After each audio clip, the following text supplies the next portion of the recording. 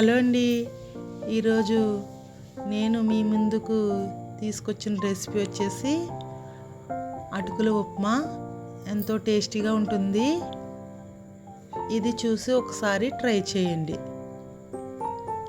మొత్తం అటుకుల ఉప్మాకి కావాల్సినవన్నీ ఇక్కడే ఉన్నాయి. ఒక్కొక్కటిగా చేస్తూ చెప్తాను, వినండి. ముందుగా ఒక గిన్నెలోకి ఒక 2 గ్లాసులు వాటర్ తీసుకుని దాంట్లో కొద్దిగా పసుపు, ఒక హాఫ్ స్పూను ఉప్పు వేసి బాగా మిక్స్ చేశాను. దాంట్లో ఇది ఒక 2 కప్పుల అటుకులు, పెద్ద కప్పు సైజు. అంతే 2 నిమిషాలు ఇలా కలిపి, అటుకులు ఎక్కువగా నానిపోనివ్వకూడదు. కొంచెం పలుకుగా ఉండగానే వాటర్లోంచి తీసేయాలి. చూడండి, ఇదిగో ఇలా పలుకుగా ఉండగానే తీసేయాలి. మొత్తం పిండేసి వాటర్ అంతా అదే కప్పులోకి తీసాను. బాగా ప్రెస్ చేస్తూ పిండేయకండి, జస్ట్ ఇలా పిండాలి. స్టవ్ ఆన్ చేసి కొద్దిగా ఆయిల్ వేసాను, ప్యాన్ పెట్టి. దాంట్లో వేరుశనగ పిక్కలు, శనగపప్పు, ఆవాలు, మినగపప్పు వేసి బాగా వేయించాను.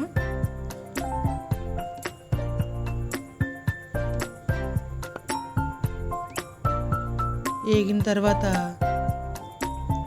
క్యారెట్, టమాటా, ఆనియన్స్, కరివేపాకు, పచ్చిమిర్చి అన్నీ వేసి ఒకేసారి కలిపేసుకోవాలి. ఉప్మా ఇది ఇన్స్టెంట్గా అయిపోయినట్టు అవుతుంది కాబట్టి అన్నీ ఒకేసారి వేసి మగ్గించుకుంటే సరిపోతుంది.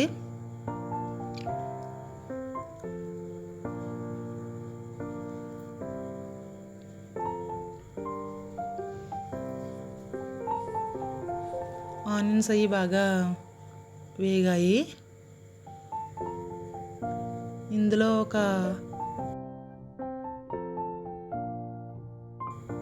మసాలా, ఇంట్లో చేసిందే, ఇది ఇంట్లోనే చేసుకుంటాను. కూరల్లోని ఇదే వాడుతుంటాను, చాలా బాగుంటుంది. ఒక టీ గ్లాస్ అంత వాటర్ వేసి ఈ పోపుల్ని మగ్గించుకోవాలి. ఎక్కువ వాటర్ ఏమీ అవసరం ఉండదండి, ఎందుకంటే ఆల్రెడీ మనం అటుకుల్ని ఉప్పు పసుపు వేసి నానబెట్టి పిండేసి తీసి పక్కన పెట్టాం కదా, అందువలన వాటర్ ఏం అవసరం ఉండదు. అంటే పచ్చిమిర్చి కారం అది కొంచెం దిగడానికి కొద్దిగా వాటర్ వేసి మూత తీసి చూస్తే మొత్తం అంతా మగ్గాయి, వాటర్ దిగుతుంది అలా మసాలా ఫ్లేవర్తో.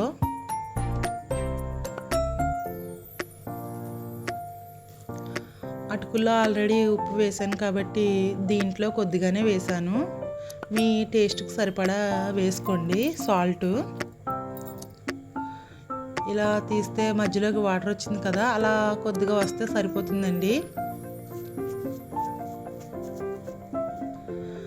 అంతే, ఇలా మధ్యలోకి తీసిన తర్వాత మనం ముందుగా పిండి పక్కన పెట్టుకున్న అటుకుల్ని ఆ వాటర్లో వేసి మొత్తం అంతా ఒకసారి కలియబెట్టాలి.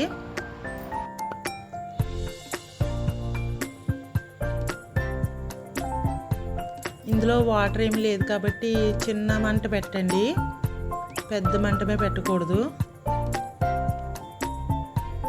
అంతే, మొత్తం అంతా ఒకసారి కలుపుకొని ఫైనల్గా ఒక నిమ్మకాయ వేసుకుని మీకు ఇష్టమైతే వేసుకోండి, దింపేసిన తర్వాత వేసుకోవచ్చు. అంతే, ఎంతో రుచికరమైన అటుకుల ఉప్మా రెడీ. తప్పక ట్రై చేయండి.